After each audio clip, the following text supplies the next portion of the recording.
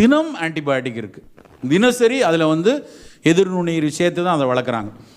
இன்னும் சொல்லப்போனால் அந்த சென்டர் ஃபார் சயின்ஸ் அண்ட் அவங்க தான் உதாரணத்துக்கு சொல்ல வருது. அவங்க வந்து அவங்களும் ஒரு ஆய்வு எழுதியிருக்காங்க. அதாவது ஒரு வாரத்துக்கு ஒரு நாள் இறைச்சி சாப்பிட்றவங்க இருக்காங்கன்னு வச்சுப்போமே, அவன் என்ன சொல்கிறான் அப்படின்னா 52 தடவை ஒரு வருடத்துக்கு இறைச்சி சாப்பிட்டா 52 தடவை ஆன்டிபயோட்டிக் நம்ம கோர்ஸ் ஒரு ஹாஸ்பிட்டலில் போய் எடுத்ததுக்கு சமானம்ங்கிறான். அவ்வளவு ரெசிடியூஸ் அதுக்குள்ளே வருது. அப்போ நம்ம தேர்ந்தெடுக்கிற இறைச்சி நல்ல ஒரு நாட்டு இறைச்சியா, நல்ல ஒரு கோழி இறைச்சி, நாட்டுக்கோழிலையும் பிரச்சனை இருக்குது. ஏன்னா அதையும் பிராய்லரில் வளர்க்க ஆரம்பிச்சுப்போம். அதனால் நமக்கு நேரடியான தேர்விலிருந்து எடுத்துக்கொண்டால் அது ஓரளவுக்கு சிறப்பாக இருக்கும்.